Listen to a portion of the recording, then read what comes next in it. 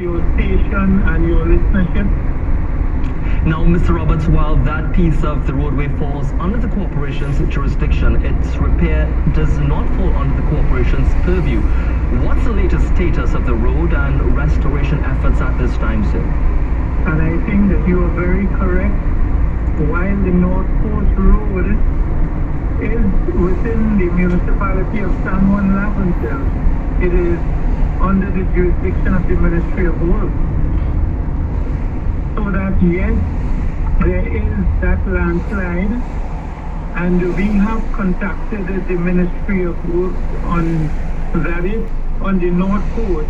But all we are asking them to do is to be very careful. As a matter of fact, whenever we have any kind of weather problems, I think all persons accessing the North Coast should always be careful. Yeah. Before we wrap the interview, Mr. Roberts, can you just give us a roundup of how the San Juan Laventille Regional Corporation was affected by today's weather? The Ministry of Works cutting these trees and clearing the landslides as much as possible so that traffic can continue to flow. And mainly that is the problem that we have had within the municipality of San Juan Laventille. Mr. Roberts, thank you so much, and we will continue to monitor the developments and latest events surrounding today's incidents. Well, staying with news surrounding today's weather conditions, a landslide in St. Augustine almost took the life of a mother and her 2-year-old child. Kenya Charles and her son were at their home at Mohammed Street when a retaining wall collapsed on their home.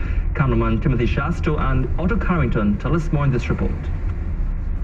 This is the bed Kenya Charles and her son sleep on, and within moments of her moving her 2-year-old son, today, the land to the back of her home began slipping, cracking a retaining wall.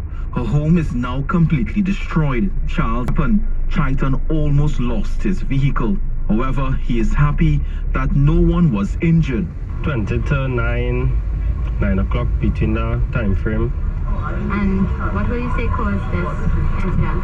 I guess it was the earthquake shake the wall and it loosened it had some cracks in the wall, and with the heavy rain, I guess so. No?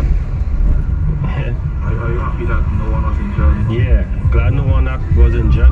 It had a lot of children living down there too.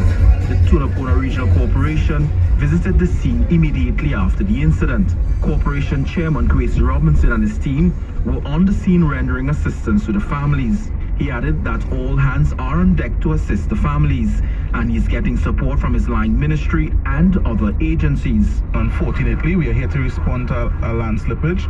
It appears from preliminary observations and assessment that the earthquake would have caused some movement of the earth, and then the weather, this morning inclement weather, would have further caused it to detach. Thankfully, we have all hands on deck. We're getting the support from Minister Alwari, who's currently in a cabinet retreat, but he has asked McCasey and the rest of his team to be here.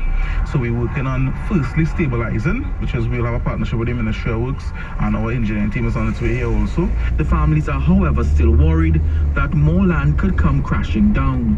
Otto Carrington, CNC3 News. One man is thanking God he escaped severe injuries and even possible death after a tree fell on his car near Cleaver Woods in Arima. It happened around 9:45 this morning. 44-year-old Steve Pacheco of Bonnet Gardens told CNC3 News he had just left Arima after getting something to eat and was heading along the Eastern Main Road when the accident occurred. As I take the incline, coming on the incline, I was hearing a cracking. And before I reached the bridge, well, the tree just came crashing down straight on the vehicle. Well, due to the speed that I was going, it hit the windscreen and then bounced. The top of the tree just bounced back onto the hood of the car, and after that, well, I had to stop. And after that, well, I make my way out of the car, and that was it. Pacheco said he's a praying man and he thanks God for life, but he called on the authorities to take better care of the trees along the road. First of all, the trees too close to the road. I know what Cleaver was doing about that, I know what the bar were doing about that. And other than that, well, I just had to deal with the insurance. That area falls under the Tunapuna-Piarco Regional Corporation. Chairman Kwesi Robinson agreed that the trees in the area must be trimmed once the Forestry Division is consulted. He told Guardian Media this is the third incident in as many years, so something must be done.